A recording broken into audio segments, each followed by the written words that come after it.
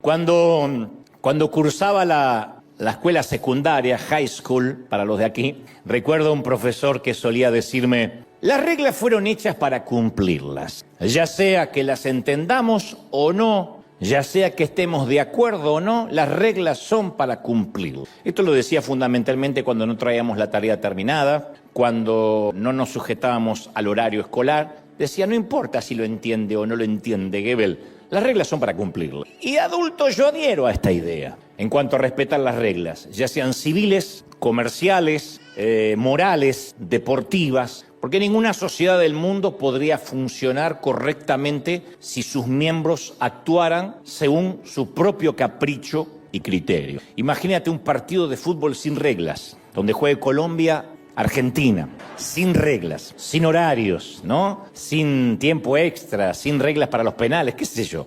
Pero esas reglas deben ser siempre simples, pragmáticas, como todas las leyes ciudadanas, para que logren su propósito de manera clara y que no se pueda equivocar, inequívoca. Que la regla se pueda aplicar y que no tenga aristas que no entendamos, que esté turbio, y fundamentalmente que no admita excepciones de ningún tipo, ¿no? La ley, por ejemplo, no dice: no conduzca bajo los efectos de alcohol a menos que se dirija a su casa después de salir del bar. No, la ley dice: no conduzca bajo los efectos de alcohol. No dice: bueno, pero si vive cerca del bar, más o menos vaya de memoria. No. Y tampoco importa si somos ricos, pobres, si conducimos una Ferrari o un auto destartalado. Si manejamos bajo los efectos etílicos, estaremos violando una ley de tránsito y eventualmente vamos a pagar, en el mejor de los casos, una multa y en el peor ir a la cárcel. Y tampoco es relevante si la regla nos parece ridícula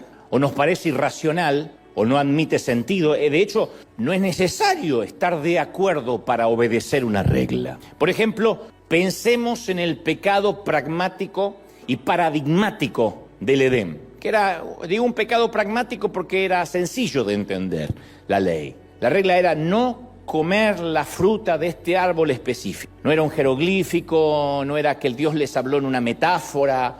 A Adán y Eva le dijo: no coman de este árbol, del resto sí, de este no. Ahora, si uno no razona, si lo razonamos, no hay nada de malo en comer fruta. Sin embargo, para obedecer esta regla, tenían que confiar en el criterio de Dios por encima de su propia opinión. Porque podían decir: ¿y por qué no podemos comer si la fruta se ve y sabe delicioso? No lo entendían, era arbitrario, pero debían confiar en Dios, lo entendieran o no lo entendieran. Pero Eva miró la fruta y concluyó que esa regla era absurda. Y como no le hacía sentido, la compartió con Adán y acá estamos. Simplemente la rompieron, la regla. Y que no la entendemos. Y no importa, lo tenías que entender, había que cumplirla. Entonces, en cada época hay reglas de Dios que se ajustan cómodamente a la cultura, que la entendemos. Le decimos: claro, si no estuviera esta regla, pasaría tal o cual cosa. Otras reglas suenan completamente irracionales, escandalosas. Entonces la pregunta hoy es: ¿confiamos en Dios cuando nos pide hacer algo que intuitivamente es absurdo y carece de sentido? A pesar de lo irracional que pueda parecer, a veces Dios suele desafiarnos, frustrarnos y desconcertarnos, especialmente en nuestros preceptos culturales. Decimos: eso no puede venir de Dios. Pero a veces Dios nos pide cosas mediante métodos poco convencionales que no van con nuestro sistema de creencia. Decimos: no, pero eso no es lo que me enseñaron. Para Moisés, Dios rompió las reglas de la naturaleza para separar las aguas del Mar Rojo. Para Josué, Dios rompió las reglas espaciotemporales para detener el reloj en medio de una batalla, detuvo el tiempo. Para Saulo, rompió Dios las reglas religiosas para cambiar de modo dramático a un hombre que tenía la misión equivocada. Para José y María, dos adolescentes, rompió las reglas culturales para hacer nacer a su hijo. Entonces, todos razonamos y pensamos: es que no se puede hacer de esa manera. Y Dios dice: yo sí puedo, yo soy Dios. Daniel 4:35 dice: Dios actúa conforme a su voluntad en el ejército del cielo y entre los habitantes de la tierra. Y nadie puede detener su mano y preguntarle o decirle: ¿qué haces? Y hay una versión que me gusta más que dice: no hay quien le pida cuenta a Dios de sus actos. Eso se llama soberanía.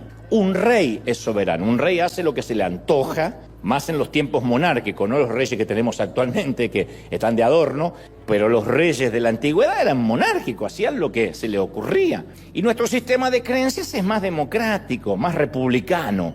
Nosotros creemos que Dios está allí en el trono por voto popular y que si no se porta bien no lo votamos dentro de 4 años y no vuelve a subir. Pero ese es AMLO, no Dios. Dios no cambia. Es el López Obrador, no Dios. Dios no cambia, su palabra no cambia, pero sus métodos cambian constantemente. Entonces, un Dios que no cambia, que rompe las reglas, parece una contradicción, parece un oxímoron, parece un contrasentido. Pero somos nosotros quienes nos formamos a veces reglas internas acerca de lo que Dios debe y no debe hacer, o puede y no puede hacer. Entonces afirmamos cosas como Dios no puede hacer tal cosa, o Dios nunca haría algo así, o seguro que aquello no le agrada a Dios. Como si Dios estuviese atado a sus propias reglas, como si Dios estuviese limitado a su propia jurisdicción. O sea, imaginemos que se produce un choque aquí cerca en la calle y un policía ve que está el choque ahí y tiene que liberar el tránsito. Entonces se para al lado de un semáforo que está en la luz roja y te dice que avances. El semáforo está en rojo, pero él te dice que avances porque es necesario avanzar. No podemos decirle, lo siento oficial, yo no pienso avanzar en luz roja. Mis propias reglas están por encima de su autoridad y su uniforme. Te mandan preso. ¿Y por qué te llevaron preso, papá? Porque no quise pasar una luz roja. Una cosa de loco. Pero lo que no estás contando es que había un oficial que supera la regla de la luz roja diciendo avance, señor. Entonces yo no estoy tratando de decir que Dios nos va a hacer pecar, porque nada va o nada se contradice a su carácter.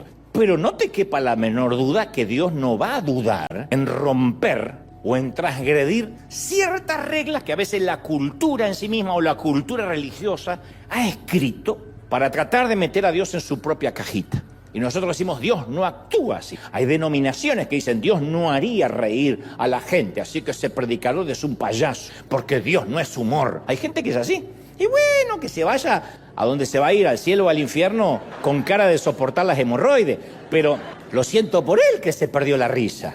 Lo cierto es que hay gente que dice, así no obraría Dios. Eso no le gusta a Dios. Siempre nos gustaría decir lo que nos gustaría que Dios dijese, lo que nos gustaría que Dios pensara. Pero Dios rompe las reglas, usa a quien nosotros jamás usaríamos, bendice a quien nosotros consideramos que no debería bendecir. Y en esta línea de pensamiento, dicho esto, yo quiero regalarte una peculiar e inquietante historia, que la he contado en algunas otras ocasiones, pero no deja de inquietarme, y como digo, siempre es una palabra que está viva y que siempre nos bendice. El libro de Oseas, uno de los profetas menores en el Antiguo Testamento, es una crónica despiadada, cruda, del dolor que nuestra infidelidad le causa a Dios. Es una metáfora, aunque está basado en una historia real, es una metáfora de cómo nuestra traición e infidelidad le duele a Dios. Dios le dice a su pueblo, nos hicimos promesas mutuamente. Y ustedes siempre confían de que yo voy a cumplir mis compromisos, que yo voy a ser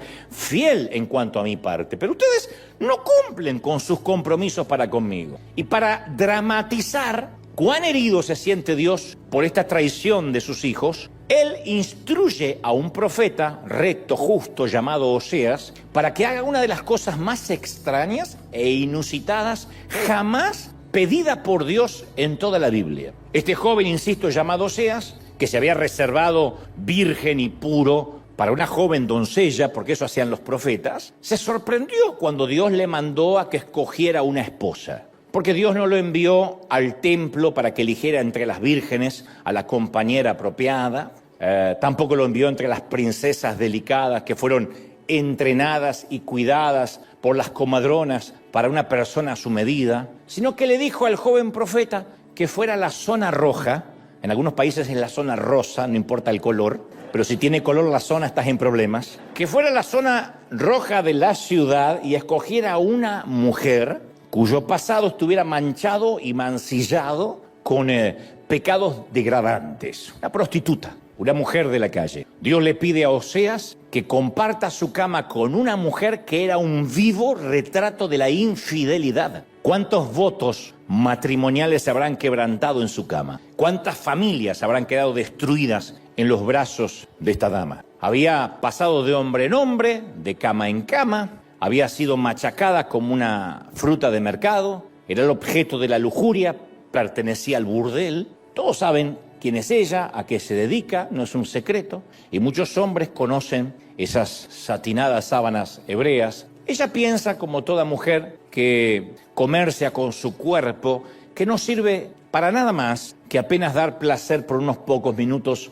a cambio de dinero. Es una mujer sin moral que se dedica a todo aquello que Dios detesta, mínimamente, ¿no? Su descenso en el abismo de la corrupción moral era intencional, no sabemos cómo llegó ahí, pero lo hacía intencionalmente y hasta ahora parece que era irreversible. Ella vive en el mismo sótano de la jerarquía moral. Y para que podamos visualizarla, a mí me gusta siempre graficar a la gente, para que puedan ver esto como si fuera una película. Está teñida de rubio platinado. ¿Cómo sé esto? Me imagino.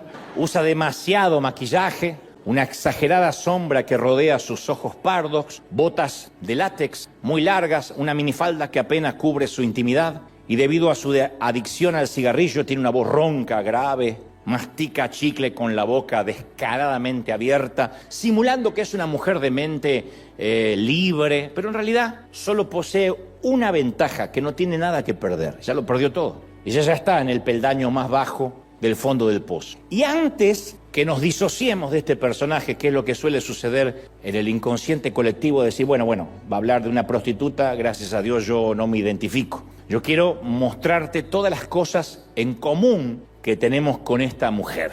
Para empezar, todos alguna vez estuvimos en su lugar, todos. Puede que no vendamos nuestro cuerpo, pero todos en algún momento hemos vendido nuestra lealtad, nuestros principios, nuestros dones, nuestros talentos, hemos comprometido nuestras convicciones. Todos lo hemos hecho alguna vez. Esos momentos que decimos, ¿y por qué mentí? Si no hacía falta, soy un adulto, soy una adulta. ¿Por qué comprometí mis convicciones por esta bobería? ¿Y por qué no dije la verdad? ¿Y por qué se me ocurrió decir esa estupidez cuando me preguntaron por tal o cual cosa? Todos en algún momento prostituimos la verdad, todos. Todos en alguna ocasión hemos dicho yo he pecado demasiado, he fracasado demasiado, he tropezado con demasiada frecuencia. Bueno, tal vez nuestro pasado, insisto, no sea tan truculento como esta dama, pero en algún momento nos hemos sentido en el fondo del basurero de la sociedad. En primera instancia, cuando uno regresa a esta historia, pensaría que este es un ejemplo de obediencia debida. Obediencia debida se usa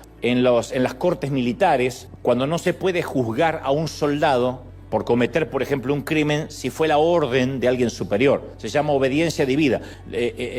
A lo menos, no digo que no se lo condena, pero al menos tiene cierto meritorio o cierto atenuante, porque dice yo cumplía órdenes de mi jefe, de mi capitán, de mi sargento. Uno pensaría que Oseas está haciendo eso, obediencia debida. Obedece con asco y con asco va a buscar a una mujer de la calle. Pero el verdadero asunto, que parece difícil de explicar en esta historia, es que cuando Oseas vio a esta mujer, y esto está en el libro que lleva su nombre en las Escrituras, cuando Oseas ve a esta mujer, la ama profundamente. Dios creó en él un amor por esta mujer difícil de amar. Y esto es lo que Dios hace, amar a la gente difícil de amar. Si no, mírense. Bueno, tal vez aquí haya personas tan puras, tan impolutas, a las que Dios no se les hace difícil de amar. Si ese es tu caso, lo celebro, estás en la congregación equivocada. Pero la mayoría de nosotros nos parecemos otra vez a esta mujer. El nombre de ella es Gomer. Cuando Oseas vio a Gomer, le ofrece darle el honor, la dignidad y el respeto de llegar a ser su mujer, su esposa. Y a los que les gusta tener el recetario de cómo Dios actúa, de qué Dios le agrada y qué es lo que no le agrada a Dios, obviamente opinaban que Oseas estaba cometiendo no solo un pecado mortal, sino un error irreparable, irreversible. Y además, ¿a quién podía contarle Oseas que se había enamorado de una prostituta y por orden de Dios encima? ¿Qué consiervo le creería? ¿Con quién habla uno esas cosas en las cuales no tiene a nadie para imitar delante? No estoy hablando necesariamente de algo que vaya contra lo que culturalmente es la moral. Digo, cuando Dios nos envía a hacer algo que no tiene precedente, que uno no puede platicar con nadie porque es algo que Dios te pidió a ti de manera única y no tienes a quien consultarle y decirle cómo tú hiciste. Oseas no pudo llamar por celular a otro profeta y decirle, cuando Dios te mandó a ti a casarte con una prostituta, ¿cómo lo manejaste en las redes? No tenía a quien consultar. Porque aparte todo hombre sabe que ningún hombre de verdad se enamora de una prostituta. ¿Cómo este hombre va a caminar con dignidad de la mano de esta mujer? No buscas a alguien así, a menos para una relación seria. No fueron a la misma universidad, ni al mismo seminario, ni a la misma escuela dominical. No tenían los mismos valores, no tenían las mismas convicciones, no creían en lo mismo. A ver, ella debía hacer algo con qué jugar, como un gatito juega con el estambre, usada y dejada atrás. Pero cuando él la vio, la amó profundamente. Él vio su potencial, vio su futuro. Dios le presta de algún modo su corazón, la manera en que Dios nos mira a nosotros. Y él, Oseas, se dio a la tarea de desenredarla de ese pasado. Esa es la tarea que todas las almas heridas en algún momento debemos aceptar. Es la tarea de sanarnos más allá de las tragedias, de los infortunios de la vida. Ahora imagina a Oseas en una esquina de la zona roja, mirando a Gomer al otro lado de la acera. Ahí está su futura prometida, exhibiéndose, ofertándose, vendiéndose. Ahí está en la sección de descuentos de la degradación. Y Oseas no la ve como una prostituta, la ve como su esposa, la ve como, es más, la madre de sus hijos. Se enamoró de ella, aunque eran obviamente una pareja dispareja. Eso es yugo desigual por excelencia. Imagínate la opinión evangélica del momento. Fue tendencia en las redes sociales. Apóstata, siempre supimos que iba a mostrar la hilacha. ¿Te imaginas los videitos que editaron donde se lo ve a Oseas merodear la esquina donde trabajaba Gomer? Los memes que hicieron. El título que se viralizó fue: encontramos a Oseas haciendo una propuesta indecente. Pero el amor suele ser poco racional y no siempre resiste el sentido común, y menos si viene por orden intelectual de Dios. El amor intoxica el consciente de la opinión pública. A veces yo conozco a cierta gente y me pregunto, de verdad, no sé si te lo has preguntado, yo me pregunto, ¿de verdad Dios moriste por este tipo? ¿Cómo es que? A ver, cuando tú dijiste de tal manera amó Dios a todo el mundo, no es todo, ¿no es cierto? No incluyes, no puedes incluir a este, no manches, no. Y después me doy cuenta que en primera instancia yo estoy fuera de esa relación, yo no conozco el corazón de ese hombre, de esa mujer. Y en segunda instancia, es obvio que no me estoy viendo al espejo hace mucho, porque Dios tiene un amor que es escandaloso, que sobrepasa cualquier cordura.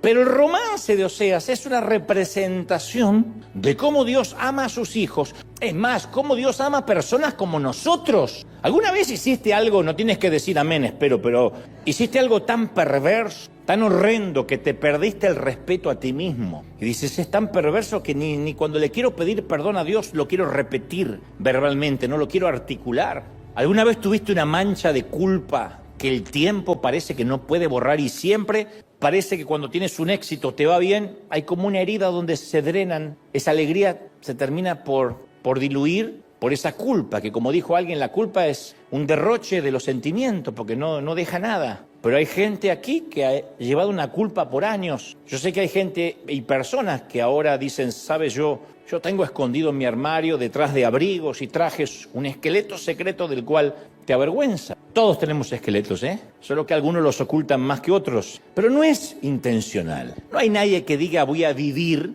con la culpa de algo escondido. Es la triste consecuencia de demasiados secretos no confesados, enterrados sin resolver, de cosas bajo el tapete. ¿Será posible que Dios pueda amarnos a pesar de todo eso? Bueno, hay que seguir con la historia. Yo no sé cómo fue la propuesta de Oseas, ni el plan de conquista, porque la Biblia no lo revela, pero es probable que Oseas se haya acercado a la barra del bar del burdel y ella, viendo a un potencial cliente, quizá le preguntó si acaso le invitaba un trago. El hombre no está familiarizado con este tipo de transacciones, así que va al grano, quiere irse de ahí lo más rápido posible y le ofrece casamiento. Le pregunta si le gustaría salir de este ambiente sórdido y transformarse en su mujer. Creo que Gomer estalla en carcajadas. Creo que comparte el chiste con sus amigas, ¿no? A veces, algunas noches, suelen aparecer tipos raros como estos locos que buscan afectos y que se enamoran de las rameras. Así que ella le pone los puntos y le dice, te equivocaste, yo no soy la mujer para que tú te enamores. Pero Oseas mantiene la propuesta, no se inmuta por las risas de las chicas del burdel. Y Gomer se percata que este tipo, número uno, está hablando en serio. Segundo, no pertenece a este lugar. No ha ingerido una sola gota de alcohol. Está completamente sobrio y parece que sabe lo que está diciendo. Así que yo creo que de algún modo, al darse cuenta que no se trata de una broma, de mal gusto, de una cámara oculta, la mujer se sonroja y vuelve a salir de su interior aquella niña que ya no se sonrojaba más. Esa niña que alguna vez soñó con una boda, con un enorme pastel, un vestido blanco, eso vuelve a surgir y sale a la superficie. La cosa es que finalmente Gomer se casa con Oseas. ¿Cómo puedes esperar un matrimonio santo con alguien que no lo es? Esa es la gran pregunta, ¿no? No obstante, Oseas la hace su esposa. Le dio su apellido, le cedió el beneficio de su legado, de su herencia, envolvió con un manto de integridad sus hombros maltratados, sacó de su piel el olor pútrido de la lujuria de otros hombres. Solo el amor puede hacer olvidar el abuso. Yo creo que el abuso solo se puede olvidar cuando realmente te aman de verdad. La sacó de las calles, la metió en su casa, le dio un hogar, besó el dolor y las cicatrices de las cosas vergonzosas que ella hizo, nunca se las contó a nadie. Interpreto de que tampoco le preguntó nada a ella de su pasado. Dicen por ahí, en la cultura de los barrios, que los caballeros deberían no tener memoria y las mujeres no deberían tener pasado. Y este es el caso de Gomer, donde él no le hace preguntas. La cambió de lugar, que es todo lo que Dios también hizo por nosotros. Que nos cambió de identidad, de barrio, de geografía, de apellido. Oseas llevó a Gomer a los vecindarios a los que nunca le habían permitido entrar, porque ahora cambió también su vestimenta, la convierte en una dama, en una fémina, le dio dignidad, le dio identidad, le asignó identidad. Pero la Biblia narra que algo extraño comienza a suceder. Oseas y Gomer tuvieron hijos, pero la Biblia dice que ninguno se parecía al padre. No hace falta tener mucho discernimiento para entender lo que está pasando, ¿no? La Biblia menciona que eran los hijos de la prostitución. Rara vez un hombre se siente cómodo siendo padres de niños que no son sus hijos legítimos, y menos si fueron concebidos mientras la mujer convivía con él. No sabemos a ciencia cierta si cuando Oseas conoce a Gomer, ella ya tenía los hijos o si los tuvo después estando con él. Hay de los que opinan lo segundo, hay de los que opinan lo primero, pero Gomer amamantó a esos niños bastardos en la casa de Oseas, como sea. Los alimentaba, los vestía, no se parecían a él. En cambio, se parecía a otros tipos del vecindario. Y este es otro de los pecados que compartimos la mayoría antes que sigamos disociándonos de Gomer. Dios es tan bueno que incluso cuida de aquellos vástagos que traemos a casa, pero de los cuales Él no es el padre. ¿Cuántos proyectos concebimos que no nacieron nunca en el corazón de Dios y sin embargo Dios nos amó tanto que nos proveyó el sustento? Hagan memoria para los que dicen, ay, ahora sí no me identifico con Gomer. ¿Cuántos hijos ilegítimos hemos traído a nuestra vida? Hablo de esos hijos, de esos vástagos que resultaron de nuestra infidelidad y nuestra falta de enfoque, las cosas que nos mandamos a hacer sin que Dios nos pidiera que la hiciéramos. Y los que piensan, bueno, es que yo no soy un robot que le tengo que preguntar todo a Dios. Yo estoy hablando de aquellas cosas que fuimos a orar diciendo, Señor, sálvame, ayúdame, cuando nunca le preguntamos si era su voluntad que lo emprendamos. Piensan las audacias que nos lanzamos a hacer en la vida sin orar. No hablo necesariamente, que también es una audacia cuando lo hacemos sin orar, de casarte, de cambiar de universidad, de abandonar un trabajo. Hablo de esos proyectos a veces faraónicos que nos metemos, que se parecen más al sueño americano que al designio de Dios. Las veces que empezamos algo, y esto es un patrimonio muy evangélico, excusado en la frase Dios me dijo, y nadie nos puede debatir. Ay, a mí me revienta el Dios me dijo. No porque no crea que Dios pueda decir, sino cuando veo a alguien diciendo Dios me dijo, y ya no le puedes debatir más nada. ¿Qué te dijo Dios, desgraciado? Dios me dijo que no trabaje más. Con esa cara Dios te dijo. Y sí, yo digo siempre que valoro mucho a aquel que dice, mira, tengo una corazonada. Me gustaría irme de esta congregación, por ejemplo. Me gustaría salir de este empleo. Me gustaría mudarme. Creo que bien podría ser un plan de Dios, pero lo estoy orando. Pero aquel que te dice, Dios me dijo, como que Dios le habló en una voz audible, o tuve un sueño, comió 8 burritos al pastor, se fue a la cama, va a soñar con las suegras y el apocalipsis y la bestia. Piensa en las audacias que hicimos sin que Dios nos diga. Esos son los hijos que nacieron de nuestra carne y que Dios sustentó en su misericordia. Porque no tenemos un Dios que nos dice, hiciste esto sin consultarme, ahora vas a pagar. Dios nos sustentó. Yo tengo una lista de cosas que hoy me doy cuenta que no estoy seguro si Dios me haya enviado a hacerlas, pero yo tenía intenciones y Dios me sustentó. Dios sostuvo esos hijos que nacieron por mi falta de enfoque, por mi infidelidad. Muchísima gente ha emprendido cosas, se ha mudado, ha tomado decisiones serias, se ha casado, se ha divorciado, ha tenido hijos, ha dejado de tenerlos, en nombre de Dios, diciendo Dios me dijo, Dios me lo mostró, Dios no mostró nada. Es algo que quiso hacer, porque generalmente cuando Dios nos dice algo, por lo general, es algo que no queremos hacer. Cuando Dios nos manda a hacer algo, cuando un llamado es de Él, por lo general nos da pánico, miedo. Yo no veo, insisto, a Moisés diciendo, desafiar al faraón, me encanta, sí, siempre soñé con eso. O a María diciendo, sí, quedar embarazada a esta edad, sí, y por el Espíritu Santo, me va a creer todo el barrio, me encanta. Los llamados generalmente no van en la misma dirección que nuestros deseos. Son sueños, son deseos, pero no tenemos que apresurarnos diciendo Dios me dijo y darle la paternidad, asignarle la paternidad a Dios. Dios respaldó algo que Él no nos pidió que hiciéramos. Hablo, insisto, de todas esas decisiones que tomamos que no nacieron en el propósito y en el corazón de Dios. Y después sufrimos y decimos, Señor, ¿por qué lo permitiste? Y Dios dice, ¿yo qué tengo que ver? Te di libre albedrío. Pero Dios está tan enamorado de nosotros que aún así cuida de nuestros errores, nos sigue amando, nos sigue usando, no nos desecha. Fue con ese mismo amor con el que Osea amó a sus hijos ilegítimos, porque no solo amó a una mujer que sacó de la calle, sino que amó a los hijos de la prostitución, los crió, les dio un hogar, los respaldó. Y si Dios quería tipificar lo que Él hace con nuestras decisiones, ahí está. La cosa es que Oseas envolvió a Gomer en sus brazos, la sostuvo cada noche y ella se acurrucó. Y uno podría ver ese cuadro y piensa, se va a quedar ahí toda la vida. Es lo soñado por una mujer de esta estirpe. Pero tampoco fue lo que Gomer hizo.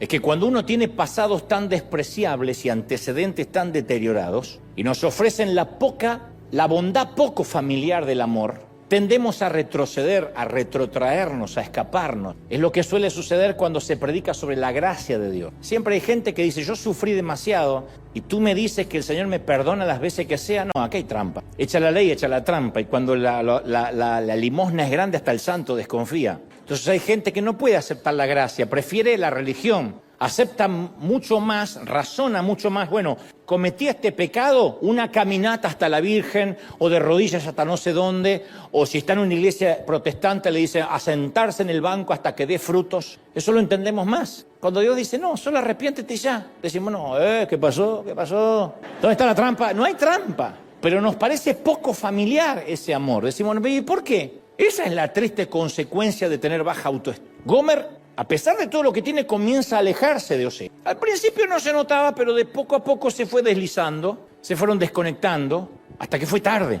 Ella volvía después de hora a casa, se quedaba con alguna excusa en algún otro sitio, no regresaba de hacer las compras sino hasta horas después. Él notó que ella volvía a tener una mirada distante. Sabía Oseas que la última vez que la abrazó, ella estaba gélida, fría, y él pensó que había percibido en ella el olor de otro hombre, pero no se lo permitió creer. Dijo, no, después de que yo invertí tanto amor, que ella me sea infiel y me falta el respeto, no. A ningún hombre le gusta pensar que su amor no es suficiente. Pero poco a poco ella parecía como más incómoda en un lugar cómodo, que es lo que nos empieza a pasar a nosotros cuando empezamos a ser infieles a Dios. Estamos en un lugar cómodo, pero cada vez nos sentimos más incómodos hasta que un día dejamos de congregarnos y decimos, ¿pero por qué? Y porque la infidelidad, la fidelidad de Dios no correspondida y nuestra infidelidad hacia Él hace que se genere una incomodidad. Y esto suele suceder cuando tenemos un pasado disfuncional,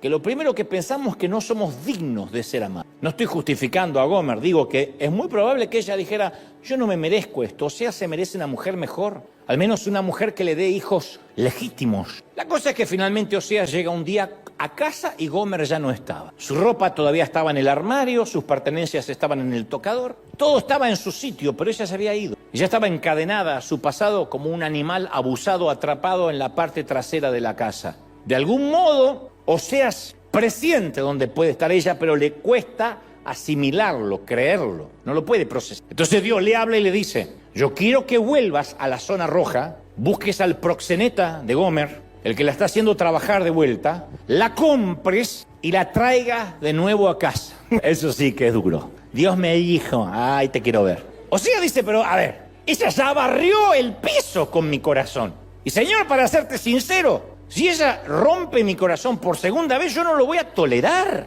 Y Dios le dice, bien, ahora sabes cómo yo me siento. Yo le dije 1000 veces a mi pueblo, yo voy a ser tu Dios, te amaré, cuidaré de ti, te alimentaré, voy a estar siempre cerca tuyo, te haré fuerte. Y siempre me pagas con infidelidad. Apenas puedes, te vas tras dioses paganos. Apenas puedes, el sueño americano, el dinero, el crédito es más importante que yo, o las maratones de Netflix. Oseas, le dice Dios, tú tienes el corazón destrozado porque alguien a quien tú amabas sin que se lo merezca, no cumplió sus compromisos para contigo. Y te duele más porque ella era alguien que no se merecía lo que le diste. No es que la fuiste a buscar a Harvard, la fuiste a buscar a un prostíbulo. Se supone que debería agradecerte todos los días de su vida, no mandarse a mudar, ¿no es cierto? Violó tu confianza, ok, violó tu confianza, o sea, ¿sí o no? Sí, ok. Yo, dice Dios, he recibido millones de esos golpes arteros y taimados de parte de mis hijos. No se merecían que yo los amara. Sin embargo, apenas pueden, me traicionan. Mi corazón está acribillado con las balas de la infidelidad. Y aquí otra vez todos nos volvemos a parecer a Gomer. Nos sentamos en la iglesia y decimos, Señor, yo voy a dejar ese pecado. Voy a dar el paso que has estado esperando que dé, por fin. Te prometo que lo voy a hacer. Y hacemos promesas y Dios nos toca y decimos nunca más y a partir de ahora, etc. Luego el tiempo pasa, semanas o meses más tarde, nos damos cuenta de que no hemos dejado de hacer lo que dijimos que no haríamos y no hemos empezado a hacer lo que prometimos que haríamos. Y siempre estamos como aquellos que dicen el lunes empiezo la dieta, la semana que viene comienzo a hacer ejercicio, el año que viene voy a consagrarme a Dios. Sí. No, el mes que viene. No, tal vez a fin de año. Yo cuando leo la historia de Oseas me doy cuenta de que mi desobediencia deja a Dios sin respiración, le quita el oxígeno. Él sufre profundamente por cada una de nuestras infidelidades. Nos enoja, no es que nos quiere fulminar porque nos ama, pero la sufre como se sufre cualquier infidelidad, especialmente cuando has sido fiel y no eres correspondido. Oseas sale de su casa, se dirige otra vez a la zona roja. Qué ridículo, ¿no? Que este profeta baje a un nivel más profundo de lo que ya bajó, que tome una linterna y corra en la noche buscando a su esposa. No se lo merece este hombre. ¿Cómo va a explicarle a sus amigos que su amor no fue suficiente para mantenerla en casa? Porque todo el mundo va a pensar, ¿qué no le diste? ¿Qué le faltó? Un hombre no debería, a priori, tener que preguntarle a sus amigos acerca del paradero de su esposa. Así que es muy fácil imaginar a alguien diciéndole, yo te lo dije. U otro aconsejándole, Oseas, olvídala. Mi viejo, olvídala. De todos modos, es lo mejor. Ya está, ya cumpliste con Dios, te la quitaste de encima. Ahora sí, búscate una mujer a tu altura, como tú te lo mereces, eres trabajador, amas a Dios, eres íntegro. Pero hay algo en el amor que no olvida. Así que él corre de calle en calle, su voz se eleva, grita en la noche, es el sonido de la desesperación. Jesús dijo una vez que nuestro Dios es como un pastor que no puede dejar de buscar una oveja, aunque uno pensaría que ya está satisfecho con las 99 que tiene en el corral. Por eso digo que esta también es nuestra historia y esto es otro de los pecados en común que tenemos con Gomer. Yo me suelo esconder, tú te sueles esconder, eso hacemos. A veces nos escondemos de otras personas, a veces nos escondemos de Dios. En mi caso yo me escondo de la verdad y en cierto sentido me estoy escondiendo de mí mismo, porque el estar roto y el esconderse suelen ser inseparables, son los gemelos siameses del alma caída. Hay un famoso actor que todo el mundo conoce, ustedes también, pero no procede que diga quién, que me dice, yo me hice un actor famoso y he hecho novelas que han dado la vuelta al mundo porque soy un alma rota. Y le dije, ¿qué tiene que ver que esté roto con el histrionismo de la actuación? Y me dice, es que las almas rotas tenemos que escondernos. ¿Y qué mejor escondite que detrás de un personaje? Así que cuando me dicen que haga un personaje, yo detrás de ese personaje ya no soy yo. Soy el narcotraficante, soy el galán, pero me escondo. Así que es mi manera de hacerme ver sin que realmente nadie llegue hasta quien soy. En mi caso, lo irónico es que me escondo porque temo que si se sabe la verdad acerca de mí, no me van a amar. Esa es la razón por la cual nos escondemos. Pero lo que está escondido no puede amarse. Solo se me puede amar en la medida que se me conozca. Lo demás es un impacto. De lejos uno puede impactar, de cerca uno afecta. Y para afectar uno tiene que dejarse ver. Y cuando uno se deja ver, ¿es amado o no? Pero lo cierto es que solo se puede amar por completo si se conoce a alguien por completo. Entonces, cuando yo escondo cosas de mí, estoy tratando de convencer a la humanidad que yo soy mejor de lo que soy. Por eso la autenticidad escasea tanto. Por eso no hay políticos auténticos, pastores auténticos, curas auténticos, rabinos auténticos, artistas auténticos. La autenticidad escasea. Porque si somos buenos escondiendo, tal vez no salgamos con la nuestra. Entonces la otra persona me puede expresar amor, pero siempre yo voy a escuchar una voz dentro de mí que dice, si supiera la verdad cerca de mí, si pudiera mirar en los lugares escondidos de mi alma, no me amaría. Entonces lo que hacemos, lo más sencillo, es generar un avatar, una versión edulcorada de nosotros. Y como si fueran los filtros de Instagram, vamos por la vida con filtros. Es como la mujer que se viste todos los días con fajas, rellenos en el busto, vestidos apretados, rellenos en los glúteos, medias que ocultan la celulitis, cantidades industriales de maquillaje.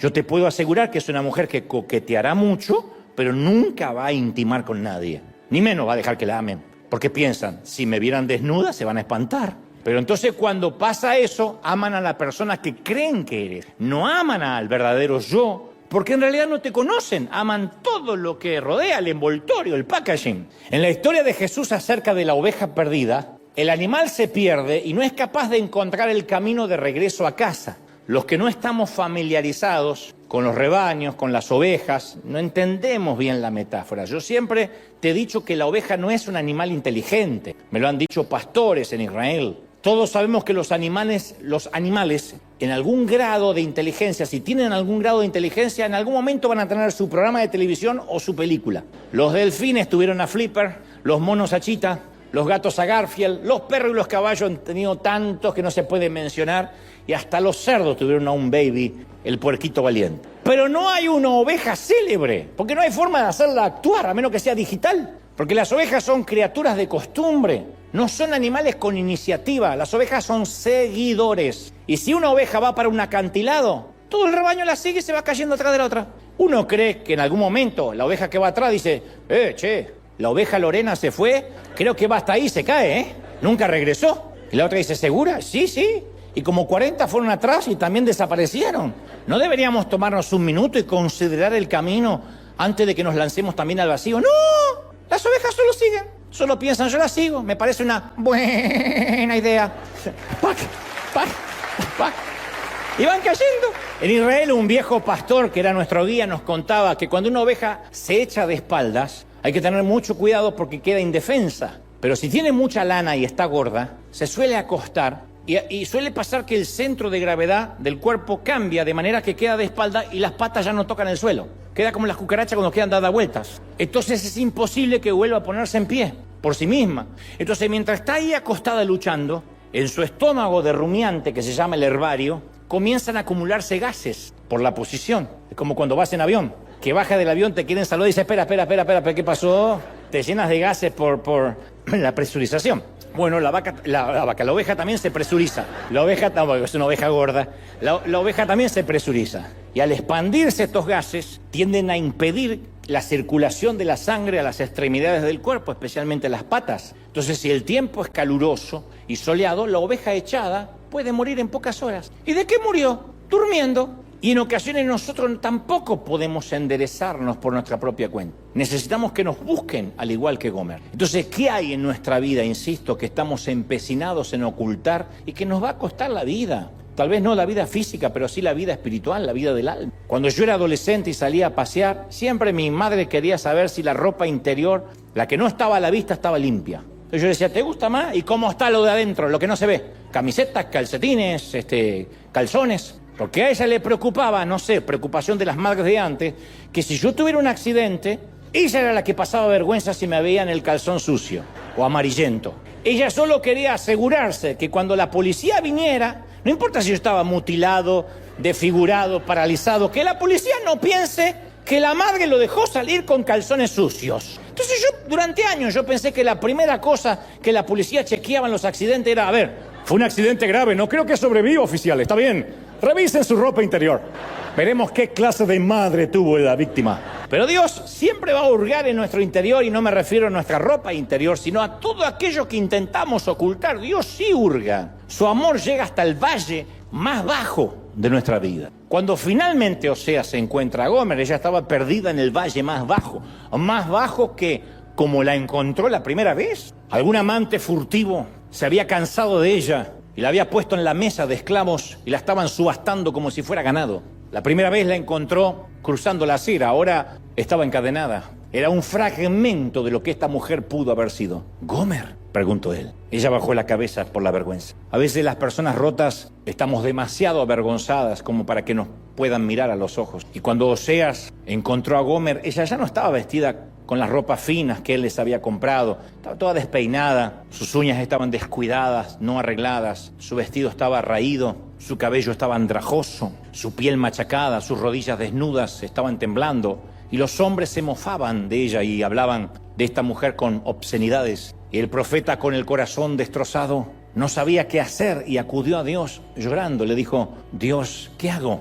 Y Dios le dice: Oseas, amas a esta mujer a pesar de todo lo que te ha hecho. Y no una vez, sino por segunda vez. Oseas admitió con la cabeza que la amaba, mientras le caían las lágrimas, y Dios le dice: ¿sabes? Ve y muéstrale tu amor por ella de la misma manera en que yo amo a la nación de Israel. Vuélvele a dar una oportunidad. De manera que Oseas se queda mirando a Gomer mientras la colocan en el banquillo, y para lograr un buen comprador, que era lo que se estilaba, la desnudaron completamente. El subastador la pellizcó, la tocó, la manoseó, mostró lo fuerte que era y comenzó la puja. Alguien ofreció 3 piezas de plata y Oseas subió a 5. Alguien subió la oferta a 8 y Oseas a 10. Otra persona ofreció 11 y él ofreció 12. Entonces Oseas ofreció 15 piezas de plata y una medida de cebada. Cayó el martillo del subastador y Oseas recuperó a su mujer. Estaba dispuesto a gastar todo lo que tenía para comprarla. De hecho, dicen algunos historiadores que posiblemente haya sido todo lo que tenía Oseas. Quedó en quiebra. Porque si este es el simbolismo de lo que Jesús hizo por nosotros,